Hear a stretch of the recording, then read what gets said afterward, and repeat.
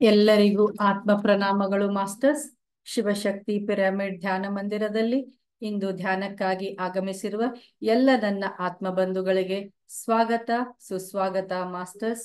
ಪ್ರಪ್ರಥಮವಾಗಿ ನಮ್ಮೆಲ್ಲರ ಗುರುಗಳಾದಂಥ ಪತ್ರಿಜಿ ಗುರುಗಳಿಗೆ ಆತ್ಮ ಪ್ರಣಾಮಗಳು.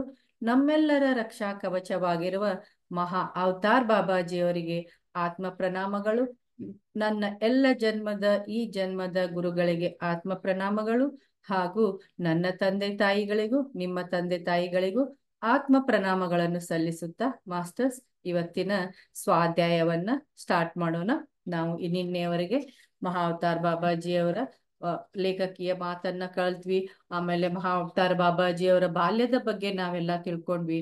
ಆಮೇಲೆ ಬಾಬಾಜಿಯವರು ಸಿರಿಯಾದ ನಾಯಕ, ಸಿರಿಯಾ ಭೂಮಿಯ ನಾಯಕ ಆದಂತ ಸಫೋನ್ ಅನ್ನುವ ಒಂದು ಜನ್ಮ ಅವ್ರದ್ದು ಅಂತ ಹೇಳ್ಬಿಟ್ಟು ನಮ್ಗೆ ನಿನ್ನೆ ಗೊತ್ತಾಯ್ತು. ಆಮೇಲೆ ಸಿರಿಯಸ್ ಭೂಮಿಯ ಅಲ್ಲಿ ವೈಶಿಷ್ಟ್ಯತೆ ಏನು, ಅಲ್ಲಿ ಏನು ಅಂತ ಸ್ವಲ್ಪ ಕೆಲವೊಂದನ್ನ ಬಾಬಾಜಿಯವರು ನಿನ್ನೆ ತಿಳಿಸಿದ್ರು. ಬಾಬಾಜಿ ಅಂದ್ರೆ ಸಫೋನ್ ಅವರು ನಮ್ಗೆ ನಿನ್ನೆ ತಿಳಿಸಿದ್ರು. ಸೊ ಹಾಗಾಗಿ ಈಗ ನಾವು ನಿನ್ನೆ ಏನಂದ್ರೆ ಚೈತನ್ಯ ಜಾಲತಾಳ ಮುಖಾಂತರ ಅಂದ್ರೆ ಈ ಪಿರಮಿಡ್ ಅನ್ನ ಕಟ್ಟಿದವರು ಯಾರು, ಅವರು ನಮ್ಮ ಭೂಮಿಯ ಜನರಿಗೆ ಭಾವನಾತ್ಮಕವಾಗಿ ಸಹಾಯ ಕೇಳಿದಾಗ ಅವರಿಗೆ ಸಹಾಯ ಮಾಡಲು ನಾವು ಬರ್ತೀವಿ. ಅದಕ್ಕೆ ನಾನು ಮನುಷ್ಯ ಭೂಮಿಯಲ್ಲಿ ನನ್ನ ಜೀವನವನ್ನು ತೆಗೆದುಕೊಂಡು ಇಲ್ಲಿ ಹೇಗಿದೆ ಅಂತ ಅನುಭವ ತಗೊಳ್ಳೋಕೆ ನಾನು ಭೂಮಿಯಲ್ಲಿ ಜನಿಸಿದೆ ಅಂತ ಬಾಬಾಜಿಯಾಗಿ ಜನಿಸಿದೆ ಅಂತ ಸಫೋನ್ ಅವರು ಹೇಳಿದರು.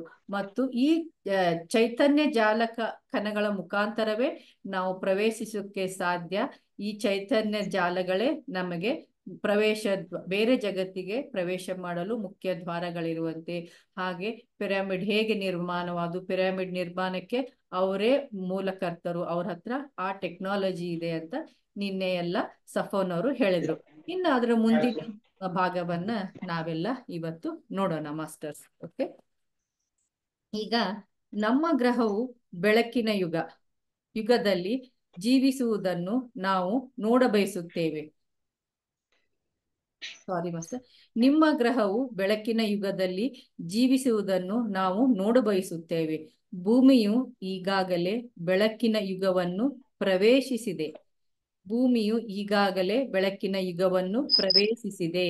ಆದರೆ ಮೊದಲು ನಿಜವಾಗಿ ಈ ಬೆಳಕಿನ ಯುಗ ಎಂದರೆ ಏನೆಂದು ಅರ್ಥ ಮಾಡಿಕೊಳ್ಳೋಣ. ನೋಡಿ ಮಾಸ್ಟರ್ಸ್, ಸಫೋನ್ ಅವ್ರು ಹೇಳ್ತಾ ಇದ್ದಾರೆ, ಈ ಭೂಮಿ ಈಗಲೇ ಬೆಳಕಿನ ಯುಗದಲ್ಲಿ ಪ್ರವೇಶ ಮಾಡಿದೆ. ನಾವು ನಿಮ್ಮ ಭೂಮಿಯನ್ನ ಬೆಳಕಿನ ಯುಗದಲ್ಲೇ ನೋಡೋಕೆ ಇಷ್ಟಪಡ್ತೀವಿ ಅಂತ ಹೇಳ್ತಾರೆ ಮಾಸ್ಟರ್ಸ್. ಹಾಗಾದ್ರೆ ಬೆಳಕಿನ ಯುಗ ಅಂದ್ರೆ ಏನು ಅಂತ ತಿಳ್ಕೊಳ್ಳೋಣ ಅಂತ ಹೇಳ್ತಾ ಇದ್ದಾರೆ ಮಾಸ್ಟರ್ಸ್. ಈ ಬೆಳಕು ಭೂಮಿಯ ಮೇಲೆ ಸಾಕಷ್ಟು ಜನರನ್ನು ತಲುಪಿದೆ. ಅವರಲ್ಲಿ ಹೆಚ್ಚಿನವರು ಈ ಬೆಳಕನ್ನು ತಮ್ಮೊಳಗೆ ಕಂಡುಕೊಂಡಿದ್ದಾರೆ. ಆದರೂ ಇನ್ನು ಸುಧಾರಣೆಗೆ ಸಾಕಷ್ಟು ಅವಕಾಶವಿದೆ. ಭೂಮಿಯ ಮೇಲಿನ ಜೀವಿಗಳು ತಮ್ಮದೇ ಒಳಗಿನ ಸಂಪರ್ಕವನ್ನು ಕಳೆದುಕೊಂಡಿದ್ದಾರೆ ಮತ್ತು ನಾವು ಅವರ ಸಹಾಯಕ್ಕಾಗಿಯೇ ಇದ್ದೇವೆ. ನೋಡಿ ಮಾಸ್ಟರ್ಸ್, ಬೆಳಕು ಅಂದ್ರೆ ಈ ಬೆಳಕು, ಬೆಳಕಿನ ಜಾಲಗಳು ಅಂದ್ರೆ ಬೆಳಕಿನ ಕಣಗಳು, ಬೆಳಕಿನ ಯುಗ ಅಂದ್ರೆ ಏನಂದ್ರೆ ಈ ಭೂಮಿಯ ಮೇಲಿರುವಂತಹ ಸಾಕಷ್ಟು ಜನರು ಈ ಬೆಳಕನ್ನ ಕಂಡಿದ್ದಾರೆ, ತಮ್ಮೊಳಗೆ ಕಂಡ್ಕೊಂಡಿದ್ದಾರೆ. ಆದ್ರೆ ಇನ್ನೂ ಕೆಲವೊಬ್ರು ಕಂಡ್ಕೋಬೇಕಾಗಿದೆ. ಆದರೆ ಇದು ಇನ್ನೂ ಎಷ್ಟು, ಈ ಸುಧಾರಣೆಗೆ ಇನ್ನೂ ಅವಕಾಶ ಇದೆ. ಭೂಮಿ ಮೇಲಿನ ಜೀವಿಗಳು ಒಳಗಿನ ಸಂಪರ್ಕವನ್ನು ಕಳೆದುಕೊಂಡಿದ್ದರಿಂದ ಅವರು ಬೆಳಕಿನ ಸಂಪರ್ಕಕ್ಕೆ ಸಾಧ್ಯ ಆಗ್ತಾ ಇಲ್ಲ. ಅಂತ ಸಾಧ್ಯತೆಯನ್ನ ಅವ್ರು ಬೆಳಕಿನ ಯುಗದಲ್ಲಿ ಕನೆಕ್ಟ್ ಆಗೋಕೆ ನಾವು ಸಹಾಯ ಮಾಡ್ತಾ ಇದ್ದೇವೆ ಅಂತ ಸಫೋನ್ ಅವರು ಹೇಳ್ತಾ ಇದ್ದಾರೆ ಮಾಸ್ಟರ್ಸ್. ನೋಡಿ ಮಾಸ್ಟರ್ಸ್, ಇಲ್ಲಿ ಮುಂದಿನ ವ್ಯಾಖ್ಯೆ ತುಂಬಾ ಇಂಪಾರ್ಟೆಂಟ್ ಇದೆ. ಪಿರಮಿಡ್ಗಳ ನಂತರ ಡಾಲ್ಫಿನ್ಗಳ ಮುಖಾಂತರ ಭೂಮಿಯ ಮೇಲಿನ ಜೀವಿಗಳನ್ನು ಸಂಪರ್ಕಿಸುವ ಗಾಢವಾಗಿ ಇದೆ. ನೋಡಿ, ಪಿರಮಿಡ್ಗಳ ನಂತರ ಡಾಲ್ಫಿನ್ಗಳ ಮುಖಾಂತರ ಭೂಮಿಯ ಮೇಲಿನ ಜೀವಿಗಳ ಸಂಪರ್ಕ ಗಾಢವಾಗಿದೆ. ಅಂದ್ರೆ ಪಿರಮಿಡ್ ನಂತರ ಡಾಲ್ಫಿನ್ಗಳು ಅಂದ್ರೆ ಜೀವಿಗಳೇನಿದಾರಲ್ಲ ಅವುಗಳ ಸಂಪರ್ಕ ಭೂಮಿ ಮೇಲೆ ಬಹಳ ಇದೆ ಅಂತ ಹೇಳ್ತಾ ಇದ್ದಾರೆ ಮಾಸ್ಟರ್ಸ್. ಬಹಳಷ್ಟು ಜನ ಸಿರಿಯಸ್ ನಿಂದ ಬಂದವರು ಡಾಲ್ಫಿನ್ಗಳಾಗಿ ಜನ್ಮ ತಾಳಿದ್ದೇವೆ. ನೋಡಿ, ಆ ಸೀರಿಯನ್ ಸ್ಟಾರ್ ಇಂದ ಬಂದಂತ ಎಷ್ಟೋ ಜನ ಇಲ್ಲಿ ನಮ್ಮ ಭೂಮಿ ಮೇಲೆ ಡಾಲ್ಫಿನ್ ಜೀವಿಗಳಾಗಿ, ನಮ್ಗೆಲ್ಲ ಗೊತ್ತು ಡಾಲ್ಫಿನ್ ಸಮುದ್ರದಲ್ಲಿ ಇರ್ತಾವೆ ಅಂತ. ಸೊ ಆ ಡಾಲ್ಫಿನ್ ಆಗಿ ನಾವು ಜೀವವನ್ನು ತೆಳೆದಿದ್ದೇವೆ ಅಂತ ಹೇಳಿದ್ದಾರೆ ಮಾಸ್ಟರ್ಸ್. ಭೂಮಿಯ ಪ್ರಕಂಪನಗಳನ್ನು ಹೆಚ್ಚಿಸಲು ಅವುಗಳು ಕೂಡ ಒಂದು ಮಾಧ್ಯಮ. ಅವುಗಳ ಮುಖಾಂತರ ನಾವು ಭೂಮಿಯ ಬಹಳಷ್ಟು ಜೀವಿಗಳೊಡನೆ ಸಂಪರ್ಕ ಸಾಧಿಸುತ್ತಿದ್ದೇವೆ. ನಾವು ಭೂಮಿ ಜನ್ಮ ತಳೆಯುವುದನ್ನು ಮತ್ತು ಅದರ ಹಂತ ಕಾಲಚಕ್ರದ ಮುಖಾಂತರ ಕಂಡಿದ್ದೇವೆ. ಭೂಮಿಯು ನಮ್ಮ ಎರಡನೆಯ ಕುಟುಂಬ ಮತ್ತು ಎರಡನೆಯ ಮನೆ. ನೋಡಿ ಮಾಸ್ಟರ್ಸ್, ಎಷ್ಟು ಚೆನ್ನಾಗಿ ಹೇಳಿದ್ದಾರೆ ಅಂದ್ರೆ ಸಫೋನ್ ಅವರು. ನಾವು ಡಾಲ್ಫಿನ್ಗಳ ಮುಖಾಂತರನು ಜನ್ಮ ತಾಳಿದ್ದೇವೆ. ಹಾಗೆ ಭೂಮಿ ಹಂತ ಹಂತವಾಗಿ ಕಾಲಚಕ್ರನ ಮುಖಾಂತರ ಹೇಗೆ ಜನ್ಮ ತಾಳಿತು, ಹೇಗೆ ಮುಂದುವರಿತಾ ಇದೆ ಏನಂತ ನಮಗೆಲ್ಲಾ ತಿಳಿದಿದೆ. ಅದಕ್ಕೆ ಅವ್ರು ಹೇಳ್ತಾರೆ, ಭೂಮಿ ನಮಗೆ ಎರಡನೇ ಕುಟುಂಬ ಇದ್ದಾಗೆ ಹಾಗೂ ನಮಗೆ ಎರಡನೆಯ ಮನೆ ಅಂತ ಹೇಳ್ತಾರೆ. ಅಂದ್ರೆ ಅಲ್ಲಿ ಇಲ್ಲಿ ಕನೆಕ್ಟಿವಿಟಿ ಇದೆ. ನಾವು ಇದನ್ನ ಭೂಮಿಯನ್ನ ನಮ್ಮ ಕುಟುಂಬ ಅನ್ಕೊಂಡಿದ್ದೀವಿ, ಇದು ನಮ್ಮ ಎರಡನೇ ಮನೆ ಅಂತ ಸಫೋನ್ ಅವರು ಹೇಳಿದ್ದಾರೆ. ಇಲ್ಲಿ ಪಲ್ಲವಿ ಮಾಸ್ಟರ್, ದಯವಿಟ್ಟು ನಿಮ್ಮ ಮನೆಯ ಬಗ್ಗೆ ಇನ್ನೂ ಹೆಚ್ಚಿಗೆ ಹೇಳುತ್ತೀರಾ ಸಿರಿ ಅಂತ ಕೇಳಿದ್ದಾರೆ. ಸಫೋನ್ ಅವರನ್ನ ಕೇಳಿದ್ದಾರೆ, ಇನ್ನು ನಿಮ್ಮ ಭೂಮಿಯ ಬಗ್ಗೆ ನೀವೇನಾದ್ರೂ ಹೆಚ್ಚಿಗೆ ಹೇಳ್ತೀರಾ ಅಂತ. ಸೊ ಅವಾಗ ಸಿರಿಯಸ್ ಗ್ರಹವು ನೀವು ವೀಸುವ ಪ್ರತಿಯೊಂದು ಅಂಶದಲ್ಲಿ ತಾಂತ್ರಿಕವಾಗಿ ಬಹಳ ಮುಂದುವರೆದಿದೆ. ಭೂಮಿಯ ಮೇಲೆ ಆರಾಮದಾಯಕ ಸಾಧನಗಳಿಗೆ ಜೀವನಗಳನ್ನು ಆರಾಮದಾಯಕ ಹಾಗೂ ಸುಲಭ ಸಾಧ್ಯ ಮಾಡುವ ಸಾಧನಗಳ ಬಗ್ಗೆ ತಂತ್ರಜ್ಞಾನದ ಬೆಳವಣಿಗೆ ಆಗಿದೆ. ಅಂದ್ರೆ ನಮ್ಮಲ್ಲಿ ಇರುವಂತಹ ಭೂಮಿಯಲ್ಲಿರುವಂತಹ ಟೆಕ್ನಾಲಜಿಗಳಕ್ಕಿಂತ ಜಾಸ್ತಿ ಟೆಕ್ನಾಲಜಿ ಅವರಲ್ಲಿ ಇನ್ನೂ ಮುಂದುವರೆದ ಅಡ್ವಾನ್ಸ್ ಟೆಕ್ನಾಲಜಿ ನಮ್ಮಲ್ಲಿದೆ, ಇನ್ನೂ ಆರಾಮದಾಯಕವಾದ ಟೆಕ್ನಾಲಜಿ ನಮ್ಮಲ್ಲಿದೆ ಅಂತ ಹೇಳ್ತಾರೆ ಮಾಸ್ಟರ್ಸ್. ಆದರೆ ನೋಡಿ ಮಾಸ್ಟರ್ಸ್, ಇಲ್ಲಿ ಎಷ್ಟು ಇಂಪಾರ್ಟೆಂಟ್ ಮಾತು ಹೇಳಿದಾರೆ ಅಂದ್ರೆ ನಾವೆಲ್ಲರೂ ಇದನ್ನ ತುಂಬಾ ಗಮನಿಸಬೇಕಾದ ಮಾತಂದ್ರೆ, ಆದರೆ ನಮ್ಮ ನಕ್ಷತ್ರ ಸೀರಿಯಸ್ ಮೇಲೆ ಉನ್ನತ ಆತ್ಮವನ್ನು ಮತ್ತು ಬುದ್ಧಿಶಕ್ತಿಯನ್ನು ಹೊಂದುವ ತಂತ್ರಜ್ಞಾನವನ್ನು ಕೂಡ ವಿಕಾಸಗೊಳಿಸಲಾಗಿದೆ. ನೋಡಿ, ಅವರ ನಕ್ಷತ್ರದ ಮೇಲೆ ಹೇಗಂದ್ರೆ ಉನ್ನತ ಆತ್ಮವನ್ನ ಮತ್ತು ಬುದ್ಧಿಯನ್ನ ಹೊಂದುವಂತ ತಂತ್ರಜ್ಞಾನವನ್ನು ಕೂಡ ಅವರು ವಿಕಾಸಗೊಳಿಸಿದ್ದಾರೆ ಅಂತ ಹೇಳ್ತಾರೆ ಮಾಸ್ಟರ್ಸ್. ನಮಗೆ ನಿಶ್ಚಿತ ಸಾಧನಗಳು ಇರಲಿ ಅಥವಾ ಇಲ್ಲದಿರಲಿ, ನಾವೆಲ್ಲರೂ ಆತ್ಮದ ಸ್ತರದಲ್ಲಿ ತುಂಬಾ ಮುಂದುವರಿದಿದ್ದೇವೆ. ಇದು ನಮ್ಮ ತಂತ್ರಜ್ಞಾನ ಮಾರ್ಗದರ್ಶನ. ಇದಕ್ಕಿಂತಲೂ ಮೇಲ್ಪಟ್ಟದ್ದು ಏನೆಂದರೆ, ನಮ್ಮ ತಂತ್ರಜ್ಞಾನ ನಮ್ಮ ಗ್ರಹದ ಪ್ರಕೃತಿಯನ್ನು ನಾಶ ಮಾಡುವುದಕ್ಕಲ್ಲ ಮತ್ತು ಸೈರಸ್ ಗ್ರಹದ ಸೌಂದರ್ಯವನ್ನು ರಕ್ಷಿಸುವುದಕ್ಕಾಗೇ ಇದೆ. ನಾವೆಲ್ಲರೂ ಏಕತೆಯಲ್ಲಿ ಜೀವಿಸುತ್ತೇವೆ ಮತ್ತು ನಮ್ಮ ಸಿರಿಯನ್ ಸೋದರರು ಮತ್ತು ಸಹೋದರಿಯರು ಅದೇ ರೀತಿ ಇರಲು ಸಹಾಯ ಮಾಡುತ್ತೇವೆ. ನೋಡಿ ಮಾಸ್ಟರ್ಸ್, ಎಂತ ಮಹತ್ವವಾದ ಒಂದು ಮಾತನ್ನ ಇಲ್ಲಿ ಸಫೋನ್ ಅವ್ರು ಹೇಳಿದ್ದಾರೆ ಅಂದ್ರೆ, ನಮ್ಮ ತಂತ್ರಜ್ಞಾನ ನಮ್ಮ ಟೆಕ್ನಾಲಜಿ ಎಷ್ಟು ಮುಂದುವರೆದಿದೆ ಅಂದ್ರೆ, ಇಲ್ಲಿ ನಾವು ಯಾರು ಆತ್ಮಸ್ಥೈರ್ಯದಲ್ಲಿ ನಾವು ಯಾರೇ ಮುಂದಿರ್ಲಿ ಹಿಂದಿರ್ಲಿ, ಇಲ್ಲಿ ಟೆಕ್ನಾಲಜಿ ಮೂಲಕ ನಾವ್ ಯಾರೇ ಮುಂದಿರ್ಲಿ ಹಿಂದಿರ್ಲಿ, ಆದ್ರೆ ಆತ್ಮಸ್ಥೈರ್ಯದಲ್ಲಿ ಮಾತ್ರ ನಾವೆಲ್ಲರೂ ಒಂದೇ ರೀತಿಯಾಗಿದ್ದೀವಿ. ನಮ್ಮ ತಂತ್ರಜ್ಞಾನ ಎಷ್ಟೇ ಬೆಳೆದಿದ್ರು ನಮ್ಮ ಈ ಪರಿಸರವನ್ನ ನಾವು ನಾಶ ಮಾಡೋಕೆ ಉಪಯೋಗಿಸುವುದಿಲ್ಲ. ನಮ್ಮ ಗ್ರಹದ ಸೌಂದರ್ಯವನ್ನು ನಾವು ನಾಶ ಮಾಡ್ಕೊಳ್ಳೋದಿಲ್ಲ. ನಾವೆಲ್ಲರಲ್ಲಿ ಏಕತೆಯಿಂದ ಬದುಕ್ತೀವಿ. ನಾವೆಲ್ಲರೂ ಇಲ್ಲಿ ಸೋದರರು ಸೋದರಿಯಂತೆ ಇದೀವಿ. ಆಮೇಲೆ ಎಲ್ಲರಿಗೂ ನಾವು ಸಹಾಯ ಮಾಡ್ತೀವಿ, ಸೋದರರು ಸೋದರಿಯರ ತರ ಅಂತ ಹೇಳ್ತಾರೆ ಮಾಸ್ಟರ್ಸ್. ಎಂತ ಒಂದು ಒಳ್ಳೆಯ ಮಾತನ್ನ ಹೇಳಿದ್ದಾರೆ ನೋಡಿ ಮಾಸ್ಟರ್ಸ್. ನಾವು ನಿಮಗಿಂತ ಎಷ್ಟೋ ಪಟ್ಟು ಟೆಕ್ನಾಲಜಿಯಲ್ಲಿ ಮುಂದಿದ್ದೀವಿ, ಅದನ್ನು ಉಪಯೋಗಿಸ್ತಾ ಇದ್ದೀವಿ. ಆದ್ರೆ ಆತ್ಮದ ಸ್ಥಿತಿಯಲ್ಲಿ ನಾವೆಲ್ಲರೂ ಒಂದೇ ಇದ್ದೀವಿ. ಆದ್ರೆ ನಾವ್ಯಾರು ನಮ್ಮ ನಕ್ಷತ್ರದ ಪರಿಸರವನ್ನ ಹಾಳು ಮಾಡೋಕೆ ನೋಡಲ್ಲ. ನಾವು ಪರಿಸರವನ್ನ ಕಾಯ್ತೀವಿ, ಇಲ್ಲಿ ಸೌಂದರ್ಯವನ್ನ ಕಾಯ್ತೀವಿ ಅಂತ ಹೇಳ್ತಾರೆ. ನಾವು ಒಬ್ರಿಗೊಬ್ರಿಗೆ ಹೆಲ್ಪ್ ಮಾಡ್ತೀವಿ ಅಂತ ಹೇಳ್ತಾರೆ ಮಾಸ್ಟರ್ಸ್. ನೋಡಿ ಮಾಸ್ಟರ್ಸ್, ಇದರಿಂದ ನಾವೇನ್ ಕಲ್ತ್ಕೊಳ್ಬಹುದು ಅಂದ್ರೆ, ನಾವೆಲ್ಲ ಏನ್ ಮಾಡ್ತಾ ಇದ್ದೀವಿ ಭೂಮಿ ಜನ ಅಂದ್ರೆ ಮಾಸ್ಟರ್ಸ್, ನಾವು ಈ ಪಂಚಭೂತಗಳನ್ನ ಈ ಪರಿಸರವನ್ನ ಹಾಳು ಮಾಡ್ತಾ ಇದ್ದೀವಿ. ಟೆಕ್ನಾಲಜಿ ಅಂತ ಟೆಕ್ನಾಲಜಿ ಮುಂದುವರೆದಿದೆ ಅಂತ ನಾವೇನ್ ಮಾಡ್ತಾ ಇದೀವಿ ಮಾಸ್ಟರ್ಸ್, ಈಗ ಎಷ್ಟೋ ನಮ್ಗೆಲ್ಲರಿಗೂ ಗೊತ್ತಿದೆ, ಪರಿಸರವನ್ನ ಹಾಳು ಮಾಡಿ, ಮರಗಳನ್ನ ಹಾಳು ಮಾಡಿ ಇರುವಂತ ಕೆಲವೊಂದು ಭೂಮಿಗಳನ್ನು ಬಿಟ್ಟು ನಾವೀಗ ಒಂದು ಲೇಔಟ್ಗಳ ತರ ಮಾಡಿ ಗಿಡ ಮರಗಳನ್ನ ಕಟ್ ಮಾಡಿ ನಾವು ಪರಿಸರವನ್ನ ಹಾಳು ಮಾಡ್ತಾ ಈ ನಮ್ಮ ಭೂಮಿಯಲ್ಲಿರುವಂತ ರಿಸೋರ್ಸಸ್ ಏನಿದೆ, ನಮ್ಮ ಪಂಚಭೂತಗಳಿಂದ ಏನು ಒಂದು ನಿರ್ಮಿತವಾದ ಸುಂದರವಾದ ನಮ್ಮ ಭೂಮಿ ಇದೆ, ಇದನ್ನ ನಾವು ಮನುಷ್ಯ ತುಂಬಾ ಹಾಳು ಮಾಡ್ತಾ ಇದ್ದೀವಿ ಮಾಸ್ಟರ್ಸ್. ಇದರಿಂದಲೇ ನಾವು ಅಧೋಗತಿಗೆ ಹೋಗ್ತಾ ಇದ್ದೀವಿ. ನಾವೆಲ್ಲರೂ ಈ ಸರಿ ನೋಡಿರ್ಬೋದು, ಮಳೆ ಚೆನ್ನಾಗಿ ಆಗ್ತಾ ಇಲ್ಲ ಅತಿವೃಷ್ಟಿ, ಇಲ್ಲ ಅನಾವೃಷ್ಟಿ ಆಗತ್ತೆ ಮಾಸ್ಟರ್ಸ್. ಇಲ್ಲ ಅಂದ್ರೆ ಕೆಲವೊಂದ್ ಕಡೆ ಏನಂದ್ರೆ ಈ ಸರಿ ಎಷ್ಟು ಬಿಸಿಲಿನ ತಾಪವನ್ನ ನಾವೆಲ್ಲ ಅನುಭವಿಸಿದೀವಿ ಅಂತ ನಿಮ್ಗೆಲ್ಲ ಗೊತ್ತು. ಯಾಕಂದ್ರೆ ತಡ್ಕೊಳಕ್ ಆಗ್ಲಾರ್ದಷ್ಟು ನಮ್ಗೆ ಈ ವರ್ಷ ಬಿಸಿಲಿತ್ತು ಮಾಸ್ಟರ್ಸ್. ಯಾಕಂದ್ರೆ ನಾವು ಪರಿಸರವನ್ನ ಹಾಳು ಮಾಡ್ತಾ ಇದ್ದೀವಿ, ಟೆಕ್ನಾಲಜಿ ಅಂತ ಹೇಳ್ಬಿಟ್ಟು. ಆಮೇಲೆ ನಮಗೆ ಯಾರಿಗೂ ಪರಿಸರದ ಬಗ್ಗೆ ಕಾಳಜಿ ಅನ್ನೋದೇ ಇಲ್ಲದಾಗ ಇದೆ ಮಾಸ್ಟರ್ಸ್. ನಾನು ಮೊನ್ನೆ ಹಾಗೆ ಒಂದು ರೀಲ್ಸ್ ನೋಡ್ಬೇಕಾದ್ರೆ ನಮ್ಮ ಕೊಪ್ಪಳದ ಶ್ರೀ ಅವ್ರದ್ದು ಒಂದು ರೀಲ್ ನೋಡಿದೆ ಮಾಸ್ಟರ್ಸ್, ನೀವು ಎಲ್ಲ ನೋಡಿರ್ಬೋದು. ಅವ್ರು ಒಂದೇ ಮಾತು ಹೇಳಿದ್ರು, ಇಲ್ಲಿ ಮನುಷ್ಯ ನೀವು ಬಂದು ಏನೂ ಮಾಡ್ಬೇಕಾಗಿಲ್ಲ, ನೀವು ಬರೋಕ್ಕಿಂತ ಮುಂಚೆ ಇಲ್ಲಿ ಕಲ್ಲಿದೆ, ಮಣ್ಣಿದೆ, ಭೂಮಿ ಇದೆ, ನೀರು ಇದೆ, ಪ್ರಕೃತಿ ಇದೆ, ಎಲ್ಲ ಇದೆ. ಅದ್ ಇದ್ದಾಗ್ಲೇ ನೀವು ಇಲ್ಲಿ ಹುಟ್ಟಿ ಬಂದಿದ್ದೀರಾ. ಹೋಗುವಾಗ ನೀವು ಬರುವಾಗ ಹೇಗೆ ಒಂದು ಪರಿಸರ ಇತ್ತು, ಆ ಪರಿಸರವನ್ನು ಹಾಳು ಮಾಡದೆ ಹೋಗುವುದೇ ಒಂದೇ ನಮ್ಮ ಜೀವನದ ಮುಖ್ಯ ಉದ್ದೇಶ ಆಗಿರ್ಬೇಕು ಅಂತ ಹೇಳಿದ್ರು ಮಾತು ಅಲ್ಲಿ ಶ್ರೀಗಳು. ನೋಡಿ ಮಾಸ್ಟರ್ಸ್, ಎಂತ ಒಂದು ಮಾತಿದೆ. ನಾವು ಮಾಡ್ಬೇಕಾಗಿದ್ದಿಷ್ಟೇ. ನಮ್ಗೆ ಪರಿಸರಕ್ಕೆ ಹೆಲ್ಪ್ ಮಾಡಕ್ ಆಗಲ್ವಾ? ನಮ್ಗೆ ಗಿಡ ಮರಗಳನ್ನ ಬೆಳ್ಸಕ್ ಆಗಲ್ವಾ? ನಮ್ಗೆ ಜಲವನ್ನು ನಾವು ಉಳ್ಸೋಕ್ ಅಲ್ಲಿ ಹಾಳು ನಮ್ಗೆ ಏನಾದ್ರೂ ಉತ್ಪಾದನೆ ಮಾಡಕ್ ಆಗತ್ತಾ ಮಾಸ್ಟರ್ಸ್? ಇಲ್ಲ. ಸೊ ಆದ್ರೆ ನಮ್ಗೆ ಒಂದು ಕೆಲಸ ಮಾಡ್ಬೋದು ಮಾಸ್ಟರ್ಸ್, ಅದನ್ನ ಹಾಳು ಮಾಡದಂತೆ ನಾವು ಬದುಕ್ಬೋದು. ನೋಡಿ ಮಾಸ್ಟರ್ಸ್, ಗಿಡಗಳನ್ನ ನಮ್ಗೆ ಬಳಸಕ್ ಆಗದೆ ಇದ್ರು ಪರವಾಗಿಲ್ಲ, ನಾವು ಪ್ರತಿಯೊಬ್ರು ನೀರನ್ನ ಉಳಿಸ್ಬೋದಲ್ಲ ಮಾಸ್ಟರ್ಸ್? ನೀರನ್ನ ಉಳಿಸುವ ಶಕ್ತಿ ನಮ್ಮಲ್ಲಿದೆ. ನಾವ್ ಎಷ್ಟೋ ಸರಿ ನಮ್ಮ ಗ್ರೂಪ್ ಅಲ್ಲಿ ನಾವೆಲ್ಲ ಇದನ್ನ ಚರ್ಚೆ ಮಾಡಿದ್ದೀವಿ. ಯಾಕಂದ್ರೆ ನೀರು ತುಂಬಾ ರಿಸೋರ್ಸಸ್ ಮಾಸ್ಟರ್ಸ್, ಒಂದು ಅಮೂಲ್ಯವಾದದ್ದು. ಯಾಕಂದ್ರೆ ನಾವು ನೀರು ತಯಾರು ಮಾಡಿದ್ರೆ ಮಾಡಕ್ ಆಗತ್ತಾ ಮಾಸ್ಟರ್ಸ್? ಇಲ್ಲ.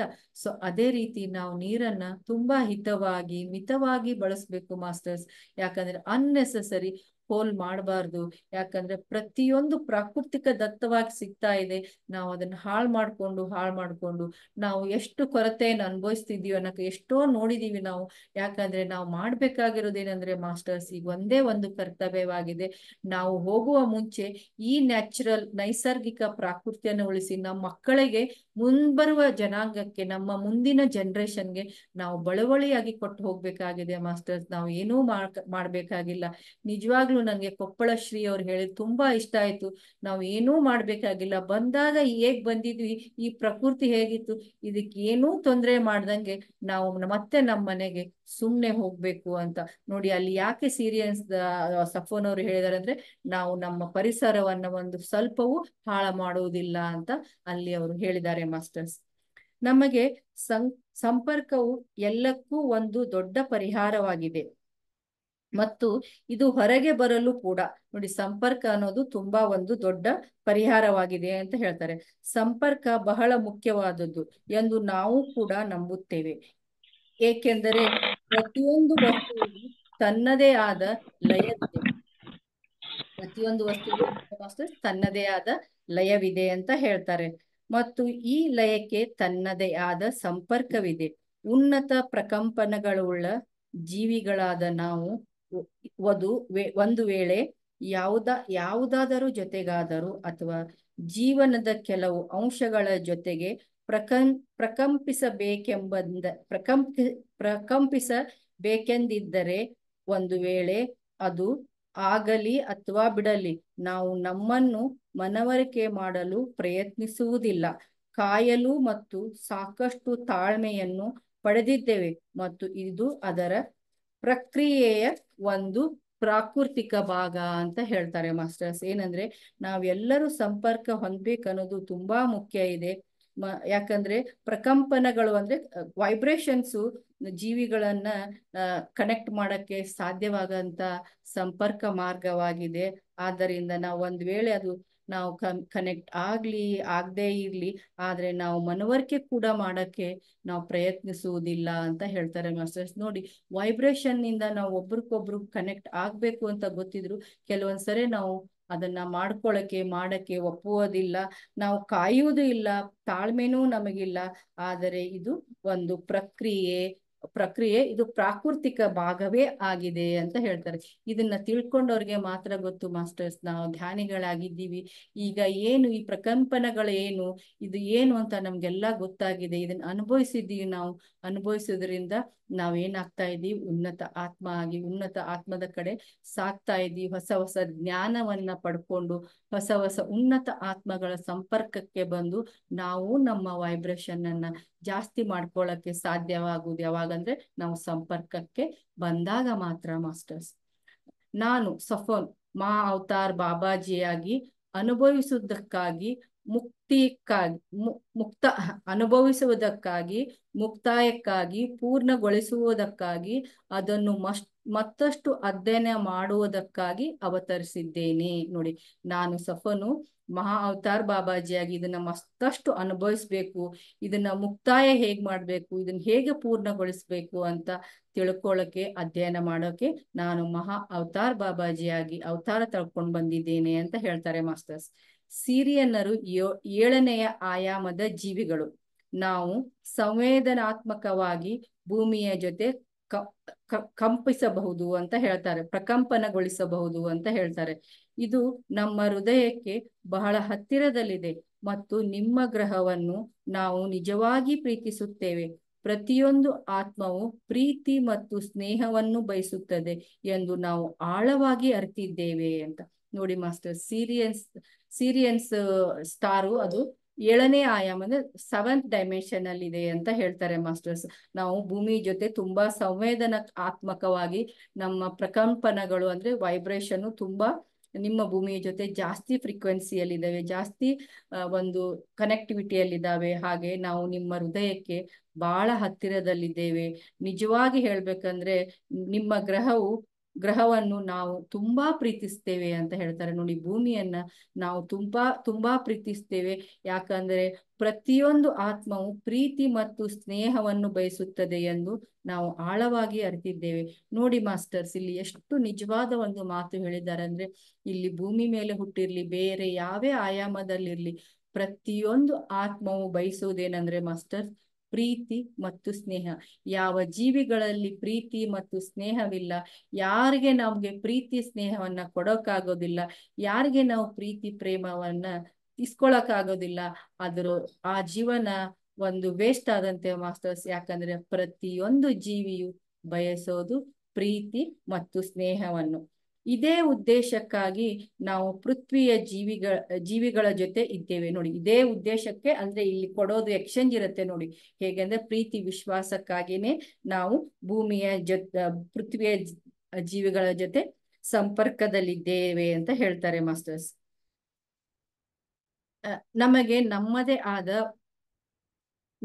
ನಿಮ್ಮದೇ ಆದ ಭಾವನೆಗಳನ್ನು ಅರ್ಥ ಮಾಡಿಕೊಳ್ಳಲು ಸಹಾಯ ಮಾಡುವುದಕ್ಕೆ ನಾವು ಇಲ್ಲಿದ್ದೇವೆ. ಭೂಮಿಯ ಮೇಲೆ ಭೌತಿಕವಾಗಿ ಅವತರಿಸಲು ನಾವು ನಿರ್ಧಾರ ಮಾಡಿದ್ದೇವೆ. ಅಂದ್ರೆ ನಮಗೆ ನಿಮ್ಮ ಭಾವನೆಗಳನ್ನ ಅರ್ಥ ಮಾಡಿಕೊಳ್ಳುವಂತ ಕೆಪಾಸಿಟಿ ಇದೆ. ಆದ್ದರಿಂದ ನಾವು ಭೂಮಿಯನ್ನ ಭೌತಿಕವಾಗಿ ಬಂದು ಇಲ್ಲಿ ಜನ್ಮ ತಾಳಲು ನಾವು ನಿರ್ಧಾರ ಮಾಡಿದ್ದೇವೆ. ಇದರಿಂದ ಭೂಮಿಯ ಜೀವಿಗಳ ಭಾವನೆಗಳನ್ನು ಅರ್ಥ ಮಾಡಿಕೊಳ್ಳಬಹುದು. ಯಾಕಂದ್ರೆ ಭೂಮಿ ಮೇಲೆ ಬಂದಾಗ್ಲೇ ನಿಮ್ಮ ಭಾವನೆಗಳನ್ನ ಅರ್ಥ ಮಾಡಿಕೊಳ್ಳಬಹುದು. ಅವು ತುಂಬಾ ತೀವ್ರ ಹಾಗೂ ಜಟಿಲವಾಗಿದೆ. ಅಂದ್ರೆ ನೋಡಿ, ಯಾವಾಗ್ಲೂ ಕೆಲವೊಂದು ಅರ್ಥ ಮಾಡ್ಕೊಳ್ಳೋದ್ರಲ್ಲಿ ಒಂದ್ ಸ್ವಲ್ಪ ಕಷ್ಟನೂ ಇರತ್ತಲ್ವಾ ಮಾಸ್ಟರ್ಸ್. ಆದರೆ ಉನ್ನತ ಉದ್ದೇಶದ ಸೇವೆಗಾಗಿ ನೀವು ಅವುಗಳ ಸುತ್ತಲೂ ನಿಮ್ಮದೇ ಆದ ಆತ್ಮದ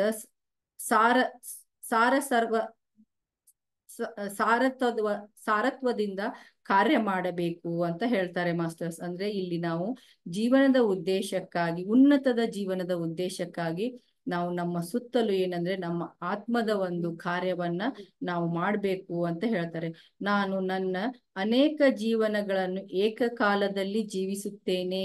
ನೋಡಿ, ಬಾಬಾಜಿ ಏನ್ ಹೇಳ್ತಾರೆ, ನಾನು ಒಂದೇ ಸರಿ ಸುಮಾರು ಜೀವನವನ್ನ ಏಕಕಾಲದಲ್ಲಿ ಜೀವಿಸ್ತೇನೆ. ಬಾಬಾಜಿ ಹಾಗೂ ಸಫೋನರಾಗಿ ನನ್ನ ಸಮಾನಾಂತರದ ಜೀವನದ ಅಸ್ತಿತ್ವದಲ್ಲಿ ಪಡೆದ ಜ್ಞಾನವನ್ನು ನಾನು ನಿಮ್ಮೊಡನೆ ಹಂಚಿಕೊಳ್ಳುತ್ತಾ ಇದ್ದೇನೆ. ಅಂದ್ರೆ ನಾನು ಒಂದೇ ಆಯಾಮದಲ್ಲಿ, ಒಂದೇ ಜೀವನದಲ್ಲಿ ನಾನು ಸಫೋನ್ ಆಗಿ ಹಾಗೂ ಬಾಬಾಜಿಯಾಗಿ ಜೀವಿಸ್ತಾ ಇದ್ದೇನೆ.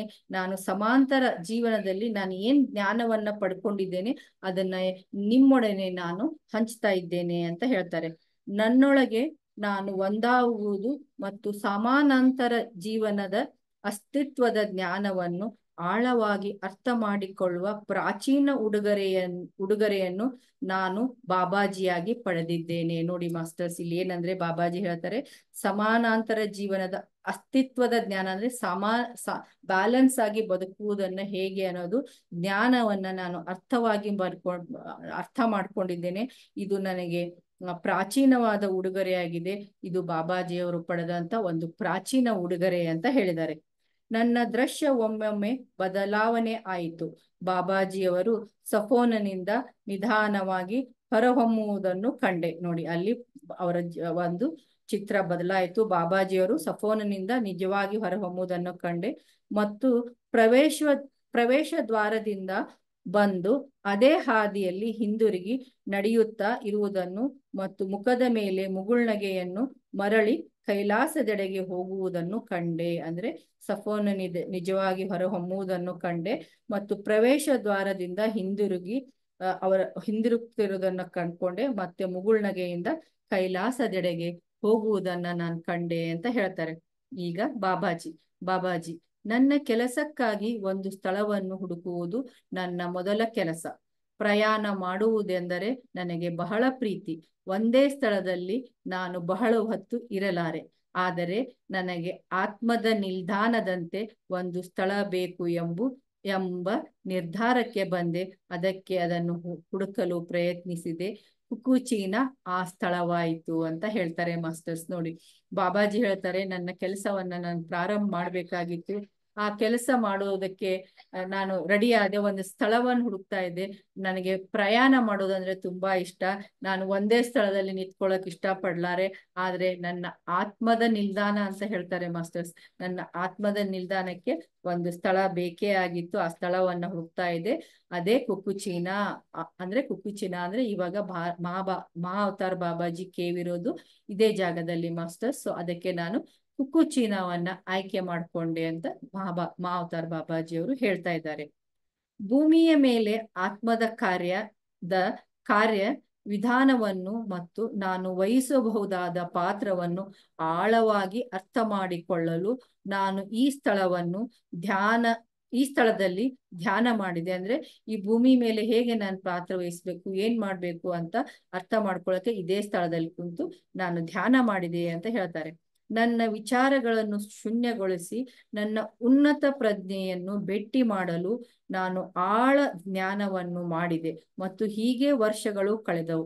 ಇಷ್ಟೆಲ್ಲ ವರ್ಷಗಳು ನಾನು ಅಲ್ಲಿ ಧ್ಯಾನ ಮಾಡುತ್ತಿರುವುದರಿಂದ ನನ್ನ ಭೌತಿಕ ದೇಹ ಬಲಿಷ್ಠವಾಯಿತು, ಪ್ರಕಾಶದಿಂದ ಪ್ರಜ್ವಲಿಸತೊಡಗಿತು, ಚೈತನ್ಯದಿಂದ ತುಂಬಿ ತುಳುಕಿತು. ನಾನು ಆಧ್ಯಾತ್ಮಿಕ ದೇಹದ ವಿಜ್ಞಾನವನ್ನು ಅಧ್ಯಯನ ಮಾಡಿದೆ. ಅದಕ್ಕೆ ಈ ದೇಹವು ಒಂದು ಹೊದಿಕೆ. ನಾನು ಈ ಹೊಸ ಜನರನ್ನು ಭೇಟಿ ಮಾಡಬೇಕೆಂದು ಆಶಿಸಿದೆ. ನನ್ನ ಆಧ್ಯಾತ್ಮಿಕ ದೇಹ ಇದನ್ನು ಸಾಧಿಸಲು ಸಹಾಯ ಮಾಡಿತು ಅಂತ ಹೇಳ್ತಾರೆ. ನೋಡಿ ಮಾಸ್ಟರ್, ಅದೇ ಜಾಗದಲ್ಲಿ ಕುತ್ಕೊಂಡು ನಾನು ಸುಮಾರು ವರ್ಷವರೆಗೂ ನಾನು ಧ್ಯಾನ ಮಾಡಿದಾಗ ಇಲ್ಲಿ ನನ್ನ ಭೌತಿಕ ಶರೀರ ತುಂಬಾ ಬಲಿಷ್ಠವಾಯಿತು, ಆಮೇಲೆ ಪ್ರಜ್ವಲಿಸಕ್ ಸ್ಟಾರ್ಟ್ ಆಯ್ತು, ಚೈತನ್ಯದಿಂದ ತುಂಬಿತು. ನನ್ನ ಆಧ್ಯಾತ್ಮಿಕ ದೇಹ ಹೇಗೆ ವಿಜ್ಞಾನವನ್ನು ಅಧ್ಯಯನ ಮಾಡಿತು ಅಂತ ಹೇಳ್ತಾರೆ. ಅವ್ರ ದೇಹ ಈ ವಿಜ್ಞಾನವನ್ನ ಅಧ್ಯಯನ ಮಾಡಿತು. ಹಾಗೆ ಈ ದೇಹ ಒಂದು ಹೊದಿಕೆಯಾಗಿ ನನಗೆ ಮಾರ್ಪಡ್ತು, ಹೊದಿಕೆ ಅಂತ ಕಾಣಿಸ್ತು. ಈಗ ನಾನು ಹೊಸ ಜನರನ್ನ ಭೇಟಿ ಮಾಡ್ಬೇಕು ಅಂತ ಆಸೆ ಬಂತು. ನನ್ನ ಆಧ್ಯಾತ್ಮಿಕ ದೇಹ ಇದನ್ನು ಸಾಧಿಸಲು ಸಹಾಯ ಮಾಡ್ತು. ಅಂದ್ರೆ ಅವ್ರು ಕಳ್ಕೊಂಡಂತ ಒಂದು ಅಧ್ಯಯನ ಏನ್ ಮಾಡಿದ್ರು ಅದನ್ನ ತಿಳ್ಕೊಂಡಾದ್ಮೇಲೆ ಅವರು ಹೊಸ ಜನರನ್ನ ಭೇಟಿ ಮಾಡ್ಬೇಕಂದಾಗ ನನ್ನ ದೇಹವೇ ನನಗೆ ಸಹಾಯ ಮಾಡ್ತು ಅಂತ ಹೇಳ್ತಾರೆ. ವಿವಿಧ ಜನರೊಡನೆ ಕಾರ್ಯ ಮಾಡುವಾಗ ನನ್ನ ಆಧ್ಯಾತ್ಮಿಕ ದೇಹಕ್ಕೆ ಉಂಟಾದ ಕೆಲವು ಅನುಭವಗಳನ್ನು ನಾನು ನಿನ್ನ ಜೊತೆಗೆ ಹಂಚಿಕೊಳ್ಳುತ್ತೇನೆ. ಅಂದ್ರೆ ಅವ್ರ ಜೊತೆ ಏನೇನು ಅವ್ರ ಆಧ್ಯಾತ್ಮಿಕ ದೇಹವನ್ನ ಬೇರೆಯವ್ರ ಜೊತೆ ಸಂಪರ್ಕಗೊಂಡಾಗ ನನಗೇನು ಅನುಭವ ಆಯ್ತು ಅದನ್ನ ನಾನು ಈಗ ಹೇಳ್ತೀನಿ ಅಂತ ಹೇಳ್ತಾರೆ. ಜಸ್ಪ್ರೀತ್ ಮತ್ತು ಪ್ರೆಸಿಲ್ಲಾ ಮನೆ ಬಾಬಾಜಿಯವರ ಜೊತೆ ಆತ್ಮದ ಕಾರ್ಯವನ್ನು ಮಾಡುವ ಸ್ಥಳವಾಯಿತು. ನಾವು ಮುಂಚೆನೆ ನೋಡಿದ್ವಿ, ಪಲ್ಲವಿಯವರು ಅವ್ರ ಫ್ರೆಂಡ್ ಮನೆಯಾದಂತ ಪ್ರೆಸಿಲ್ಲಾ ಜಸ್ಪ್ರೀತ್ ಅವ್ರ ಮನೆಗೆ ಹೋಗಿದ್ರು. ಅಲ್ಲಿ ಅವ್ರದ್ದು ಒಂದೇನೆ ಆತ್ಮದ ಕಾರ್ಯ ಮಾಡೋಕೆ ಅದೇ ಒಂದು ಸ್ಥಳವಾಯಿತು ಅಂತ ಹೇಳ್ತಾರೆ. ಬಾಬಾಜಿಯವರೊಡನೆ ಮಾಡಿದ ಸಂಭಾಷಣೆಯನ್ನು ಬರೆದುಕೊಳ್ಳುತ್ತಿರುವಾಗ ಒಂದು ವಿಚಾರ ನನ್ನ ಮನಸ್ಸಿನಲ್ಲಿ ಹೊಳೆಯಿತು. ಬಾಬಾಜಿಯವರು ತಮ್ಮ ಚೈತನ್ಯದ ಕಾರ್ಯಕ್ಕಾಗಿ ಒಂದು ಸ್ಥಳವನ್ನು ಆಯ್ಕೆ ಮಾಡಿಕೊಂಡಿರಬಹುದು, ಆದರೆ ಇದಕ್ಕೆ ಹೆಚ್ಚಿನ ಸ್ತರಗಳಿವೆಯೇ?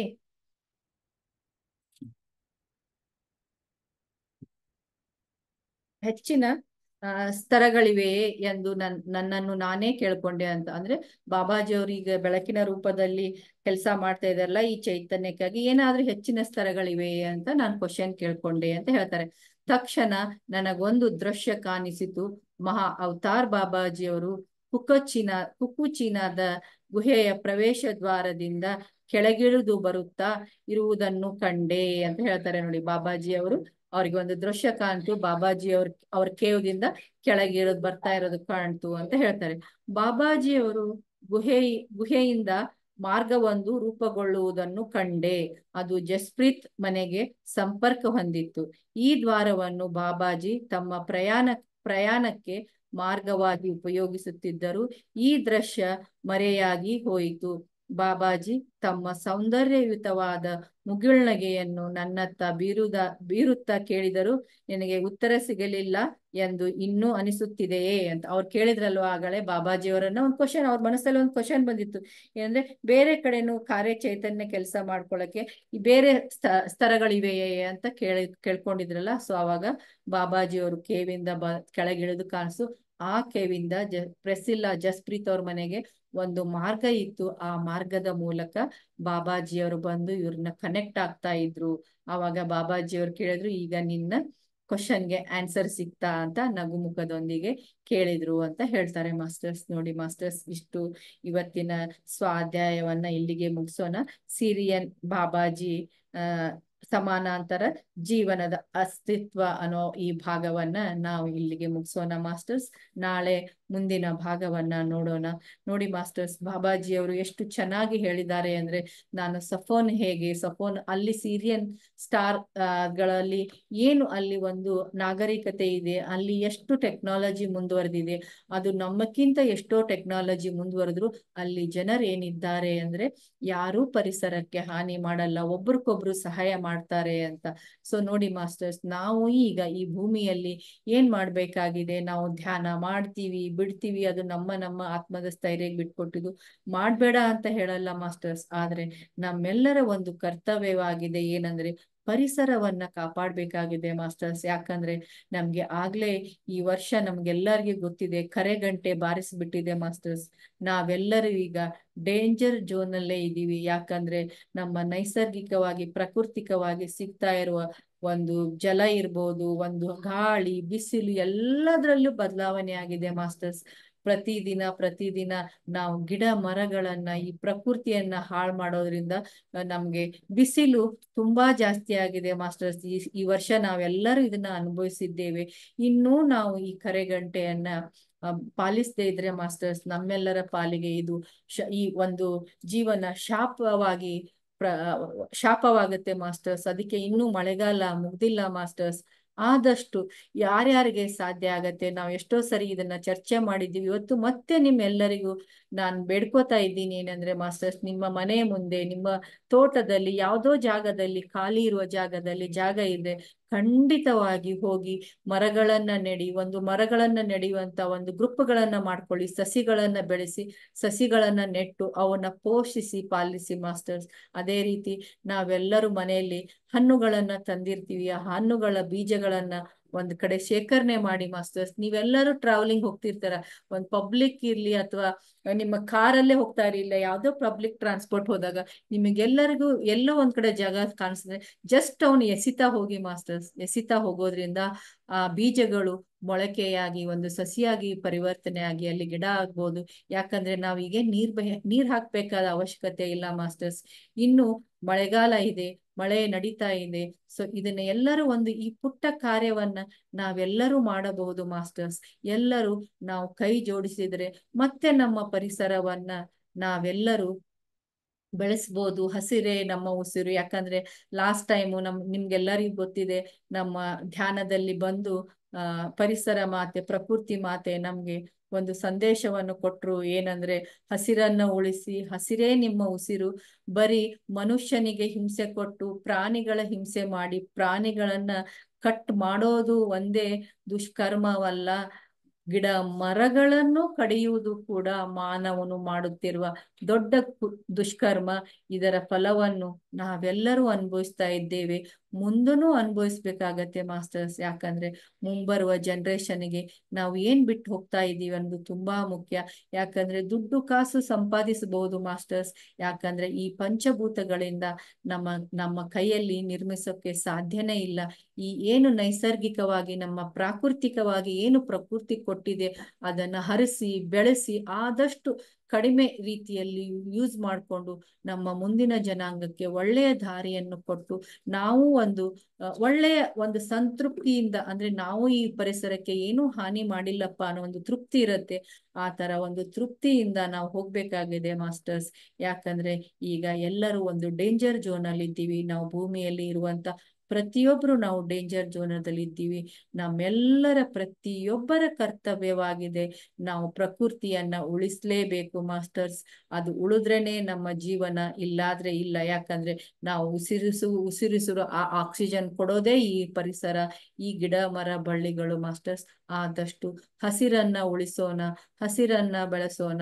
ಆದಷ್ಟು ಗಿಡ ಮರಗಳನ್ನ ನಾವು ಕಟ್ ಮಾಡೋದನ್ನ ಬಿಡೋಣ ಮಾಸ್ಟರ್ಸ್. ಸಾಧ್ಯವಾದಷ್ಟು ನಿಮ್ಗೆ ಪ್ರಕೃತಿಯಲ್ಲಿ ಸಿಗುವಂತ ಎಷ್ಟೋ ವಿಭಿನ್ನ ಸಸಿಗಳು ಸಿಗ್ತವೆ, ಇದನ್ನ ಮಾಡೋಣ. ಆಮೇಲೆ ಹರ್ಬಲ್ ಪ್ರಾಪರ್ಟೀಸ್ ಇರುವಂತ ಗಿಡ ಮರಗಳನ್ನ ಆದಷ್ಟು ಬೆಳೆಸೋಣ ಮಾಸ್ಟರ್ಸ್. ಯಾಕಂದ್ರೆ ನಮ್ಮ ಮುಂದಿನ ಜನಾಂಗಕ್ಕೆ, ನಮ್ಮ ಮುಂದಿನ ಯುವ ಪೀಳಿಗೆಗೆ ಇವೆಲ್ಲ ನಾವು ಮಾಡುವಂತ ಒಂದು ಸೇವೆ ಆಗತ್ತೆ ಮಾಸ್ಟರ್ಸ್. ನಾವ್ ಇರ್ತೀಯೋ ಬಿಡ್ತೀಯೋ ಗೊತ್ತಿಲ್ಲ, ಮುಂದೆ ಬರುವ ಜನಾಂಗ, ನಮ್ಮ ಮಕ್ಕಳು, ನಮ್ಮ ಮೊಮ್ಮಕ್ಕಳು, ಬೇರೆ ಎಲ್ಲರಿಗೂ ನಾವು ಒಂದು ನಮ್ಮ ಕೈಲಾದಂತ ಈ ತರ ಒಂದು ಸಹಾಯವನ್ನು ಮಾಡಿ ನಾವು ಈ ಭೂಮಿಯಿಂದ ಹೋಗ್ಬೋದು ಮಾಸ್ಟರ್ಸ್. ಅದಕ್ಕಾಗಿ ಈ ಸಫೋನ್ ಅವರು ಹೇಳಿದಂತ ಮಾತು ನನಗೆ ತುಂಬಾನೇ ಇಷ್ಟ ಆಯ್ತು. ಯಾಕಂದ್ರೆ ಅಲ್ಲಿ ನಾವ್ಯಾರು ಪ್ರಕೃತಿಗೆ ಹಾನಿ ಮಾಡೋದಿಲ್ಲ ಅಂತ. ಅದೇ ರೀತಿ ಮೊನ್ನೆ ಒಂದ್ ರೀಲ್ ನೋಡಿದೆ ನಮ್ಮ ಕೊಪ್ಪಳ ಶ್ರೀ ಅವ್ರದ್ದು, ಅದು ನನ್ಗೆ ತುಂಬಾ ಇಷ್ಟ ಆಯ್ತು ಮಾಸ್ಟರ್ಸ್. ನಾವು ಇದನ್ನೇನೋ ಮಾಡಕ್ ಆಗ್ಲಿಲ್ಲ ಅಂದ್ರೂ ಪರವಾಗಿಲ್ಲ ಮಾಸ್ಟರ್ಸ್, ಪರಿಸರವನ್ನ ಕೆಡಿಸ್ದಿರೋ ಹಾಗೆ ನಮ್ಮ ಕೈಲಿ ಆದಷ್ಟು ಸಾಧ್ಯವಾದಷ್ಟು ಪರಿಸರವನ್ನ ಸಂರಕ್ಷಣೆ ಮಾಡ್ಕೊಳ್ಳೋಣ, ಪ್ರೀತಿಸೋಣ, ಬೆಳೆಸೋಣ ಅಂತ ಹೇಳ್ತಾ ಇವತ್ತಿನ ಸ್ವಾಧ್ಯಾಯವನ್ನ ಮುಗಿಸಿ ನಾವು ಧ್ಯಾನಕ್ಕೆ ಜಾಯಿನ್ ಆಗೋಣ ಮಾಸ್ಟರ್ಸ್. ಎಲ್ಲರೂ ಸುಖ ಸ್ಥಿರ ಆಸನದಲ್ಲಿ ಕುಳಿತುಕೊಳ್ಳಿ ಮಾಸ್ಟರ್ಸ್.